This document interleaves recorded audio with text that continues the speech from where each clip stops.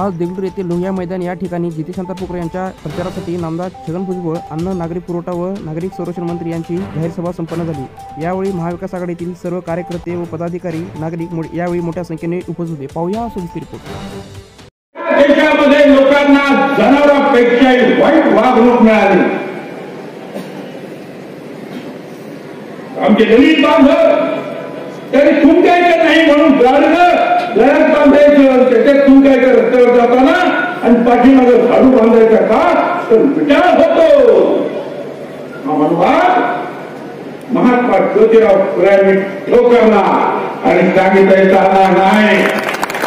गरीबांना शिक्षणाचा अधिकार मिळाला पाहिजे, त्यांच्या पाण्याचा अधिकार मिळाला पाहिजे, महिलांना सुद्धा शिक्षण मिळालं पाहिजे म्हणून सावित्रीबाई फुलेंनी दगड खोंडे खाल्ले, परंतु शाळा चालवल्या म्हणून आज आमच्या भगिनी शिकल्या। हिंदू, मुसलमान, शीख, इसाई ही सगळी एकाच निर्मिकांची लेकरं आहे। त्या सगळ्यांना बंधू भावाप्रमाणे पोटाशी धरा, त्यांना शिकवा, शेतकऱ्यांना सुद्धा पाण्याचं व्यवस्थापन करा। हे सगळं महात्मा ज्योतिराव फुले सावित्रीबाई फुलेंनी सांगितलं। आरक्षण दिलं।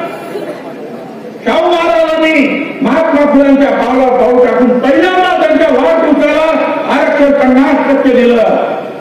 आणि डॉक्टर बाबासाहेब आंबेडकर ज्या वेळेला संविधान बनवण्याची पाळी आली त्या संविधानामध्ये आरक्षणाची तरतूद केली आणि सांगितलं त्या सगळ्या लोकांना जर आपल्याला बरोबरीने आणायचं असेल तर आरक्षण द्यायला पाहिजे, त्याला शिक्षणात मदत करायला पाहिजे, त्याला नोकरीमध्ये आरक्षण द्यायला पाहिजे, त्यांना राजकारणात सुद्धा आरक्षण द्यायला पाहिजे। आणि हे सगळं संपवण्याचं काम जर कोण करत असेल तर ती भारत जनाव पार्टी। भारत जनाव पार्टी तिथं काय सांगते, काही ना काही सरकारनं सांगून जे आहे ते सगळं आरक्षण थांबेल कसं यासाठी प्रयत्न आहे।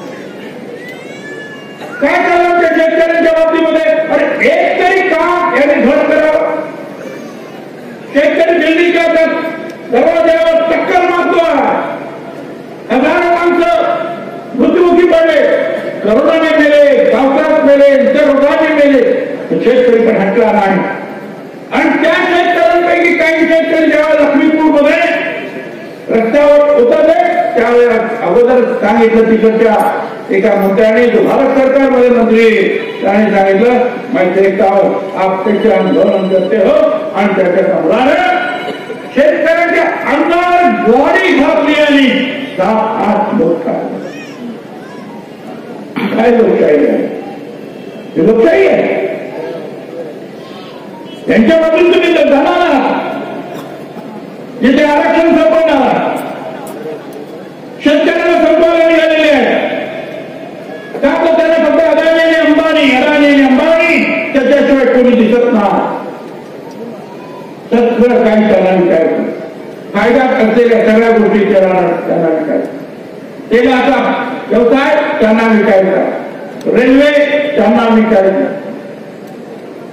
टेलिफोन कंपन्या त्यांना विकायच्या, एअरपोर्ट त्यांना विकायचे।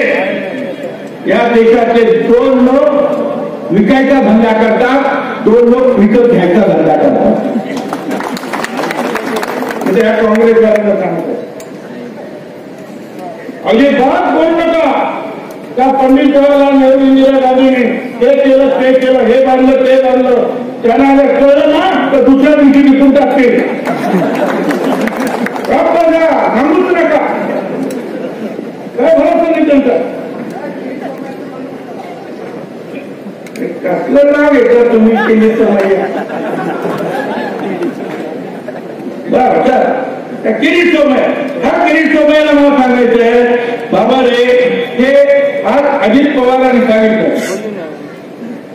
की तुमच्या लोकांनी कुठे कुठे जे साखर कारखाने घेतले, करा चौकशा, करा चौकशा। हे हर्षवर्धन पाटील काँग्रेसमधून भाजपमध्ये गेले, ते काय म्हणाले, आता मी फार दुःखी आहे. कारण ईडी नाही काही नाही. म्हणजे काँग्रेस भाजपमध्ये गेल्याबरोबर, काँग्रेसमधून भाजपमध्ये गेल्याबरोबर त्यांना सुखाची झोप लागते. आपल्या घरी कोणी आपल्याला उठवा, आपण किती भानगडी करा, पण आपल्यावर काही येणार नाही. बरोबर. आणि मग तुमच्या राज्यामध्ये सुद्धा एक घोटाळे झाले. ही परीक्षा पोर्टल घोटाळा झाला. प्रकाश मेहताचा एमपी कंपाऊंड एफएसआयचा घोटाळा 1200 कोटी रुपयाचा. सुभाष देशमुख भरडाई घोटाळा 2000 कोटीचा. सुभाष देशमुख लोकमंगल ते बोगस कागदपत्रे अनुदान घोटाळा. जयकुमार रावळ तोरणमाळ रिसॉर्ट घोटाळा. नंतर बँक घोटाळा त्यांचा 370 कोटीचा. विनोद तावडेंचा, विष्णू सावरांचा, गिरीश बापटांचा. अरे किती सांगायचे. कारण हे घोटाळे नाही. त्यांच्या विरुद्ध काही बोलणार का ईडीची बीडी पेटली बाकी कोण नाही. पण काय पद्धत आहे. अजित पवार साहेबांच्या 3 बहिणीच्या घरी मिळून का मध्यमवर्गीय 2-3 रूमचं, त्यात 2-3-4 रूमचं घर. 17 ऑफिसर आठवडाभर त्या रूम मध्ये बसले. तिथं झोपायचे, तिथे चहा पाणी जेवण. आणि घरातल्या माणसाने एका रूम मध्ये सांगितलं तुम्ही त्या रूम मध्ये बसायला. काय पद्धत आहे.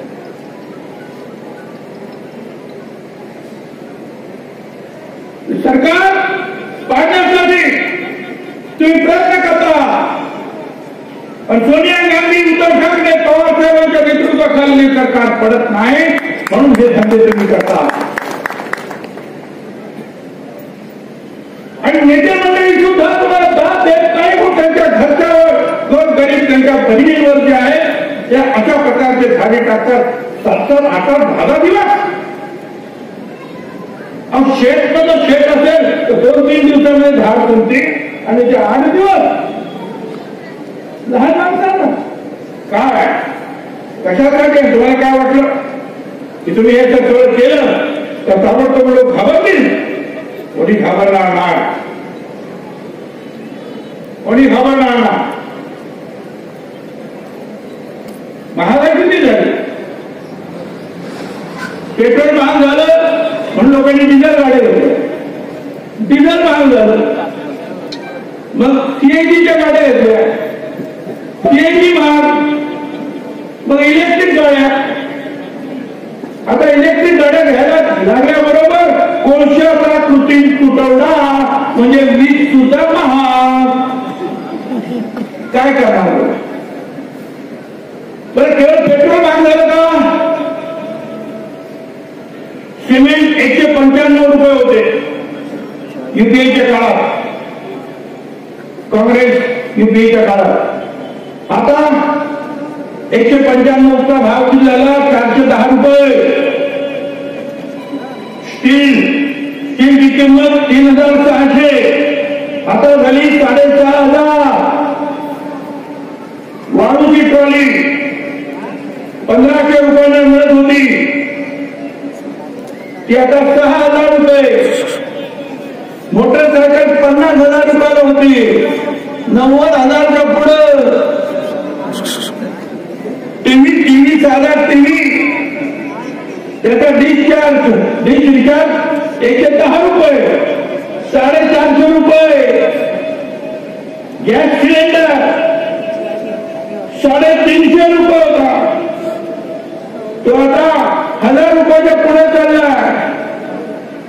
250 रुपये सबसिडी होती ती बंद झाली. अहो किती सांगायचंय. माझ्याकडे लिस्ट आहे. काय साधा रेल्वेचा प्लॅटफॉर्म 5 रुपये होता तो 50 रुपये झाला. 2% बेरोजगारी होती तो 22% झाली. ना एक हॉस्पिटल झालं, ना एखादं मोठी शिक्षण संस्था निर्माण झाली, ना हा देश विश्वगुरु झाला, ना काळं धन परत आलं, ना 15 लाख रुपये मिळाले. काय झालं. Make in India fail. Start startup India fail, skill India fail, यांचं सगळंच काही फेल, लग्न सुद्धा.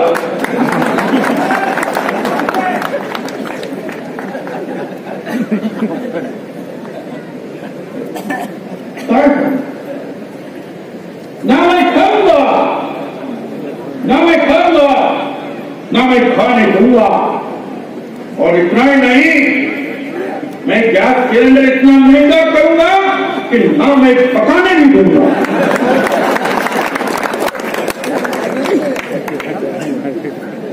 प्रश्न खायचं नाही, खाऊ द्यायचं नाही आणि कपून पण द्यायचं नाही, तेवढं महाग करून काय करायचं आहे का? तो वाटून ते विकण्यापलीकडे त्यांचं काही नाही. आणि त्यांच्या विरुद्ध काही बोललं आलीच की आम्ही त्यांच्या विरुद्ध खूप बोलत होतो, अजूनही बोलतो आणि बोलायला काही मी तसं काही घाबरत नाही. तुम्हाला काय तुम्हाला करायचं ते करा, परंतु आपण काही घाबरणार नाही. पण हे जी काही दादागिरी जी आहे त्या दादागिरीला शरण जाणार नाही. जेलमध्ये टाकून दिला का? तर महाराष्ट्र सदन म्हणजे 100 कोटीचं कॉन्ट्रॅक्ट महाराष्ट्र सदन आणि आणखी मुंबईच्या 2-3 बिल्डिंग, एवढं सुंदर महाराष्ट्र सदन बांधलं. मग खासदारांनी त्याचं वर्णन केलं, एवढं सुंदर. त्या माणसाला, कंत्राटदाराला आजपर्यंत 1 रुपया सुद्धा दिला नाही. ऐकताय का तुम्ही? महाराष्ट्र सदन बांधलं, आणखी काही बिल्डिंग बांधल्या, 5 स्टार हॉटेल. आज 8 वर्ष मोदी तिथे येतात, अमित शहा तिकडेच मिटिंग, आम्ही जेलमध्ये. एक खासदार म्हणाला ये महाराष्ट्र सदन बहुत सुंदर मगर करने वाला आमदार.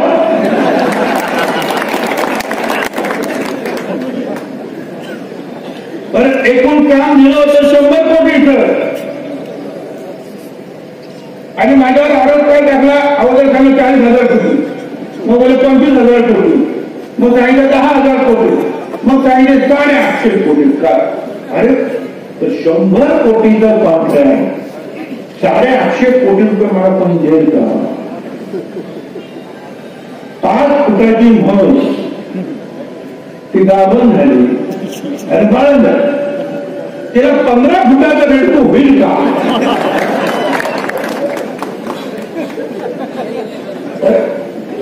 शंभर कोटीचा कमी 800 कोटी झाला, पण ते 100 पैशाच्या कॉन्ट्रॅक्टरला दिलेच नाही, अजून दिले नाही का? छगन भुजबळ आमदार, मला त्यांना सांगायचं आहे, छगन भुजबळ बदलणार नाही. आम्ही कोणच नाही. हम ना बदलेंगे, हम ना बदलेंगे. वक्त के रफ्तार के साथ जब भी मिलेंगे अंदाज पूरा न होगा. फोन पेन बंद करायची गोष्ट बोलूच नका. ये वक्त है, ये वक्त की बात है और वक्त सबका आता है. वक्त है बदल जाएगा. आज तेरा है, कल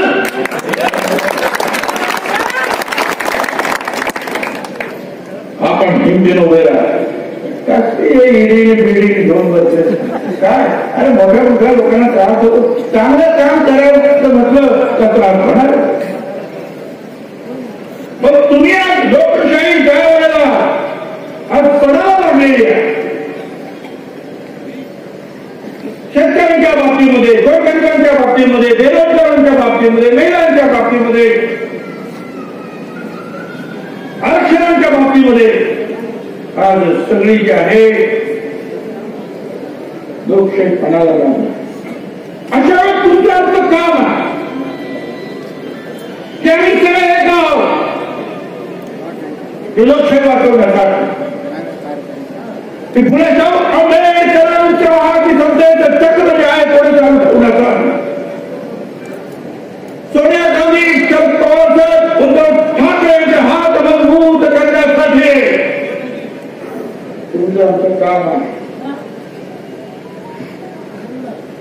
कुठल्याही परिस्थितीमध्ये त्या बीजेपी उमेदवाराचं डिपॉझिट सुद्धा वाचता कामा नये. एकजुटीनं आपापसात सगळे मतभेद बाजूला काढा. आम्ही सुद्धा मतभेद बाजूला काढले.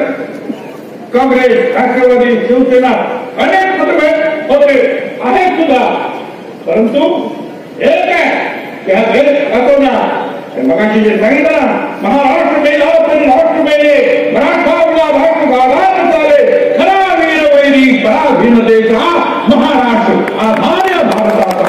महाराष्ट्र वस्तूला तिकडे पंजाब उभा राहतो, बंगाल उभा राहिला, महाराष्ट्र उभा राहिला. त्यांच्या विरुद्ध काळ्या छाती भरी कोरली अभिमानाची लेणी, पोळावी मनसटे खेळती खेळ देवती. अरे तुम्ही आम्हाला अशा रीतीने वाकवू शकणार नाही. शरण नावच काढणं, लढणार आणि तुम्हाला तुमची जागा दाखवून दिल्याशिवाय राहणार नाही. आणि म्हणून माझ्या सगळ्यांना विनंती आणि विनंती करायला तुम्ही फार कुठल्याही परिस्थितीमध्ये जिथे हाताला पंजा त्याच्या हातामध्ये घड्याळ आहे आणि कांद्याला धनुष्य बांधलं नाही, लक्षात ठेवा. काळजी काही करायचं कारण नाही. कुठल्याही परिस्थितीमध्ये हा पंजा निशाणीवर शिक्का मारायचा आहे आणि सगळ्यांनी दाखवून द्यायचं की उद्धव ठाकरे, शरद पवार आणि सोनिया गांधींचं सरकार मजबूतीनं या महाराष्ट्रात उभा आहे आणि हा महाराष्ट्र सगळ्या देशाला निश्चितपणे मार्गदर्शन करणार आहे की एक वाक सगळ्यांनी आणि जे संविधान लढायला निघालेले आहेत, मनवाद काढायला निघालेले आहेत, त्यांना संपवण्यासाठी सगळ्यांनी एकजुटीची मूठ पावला. धन्यवाद.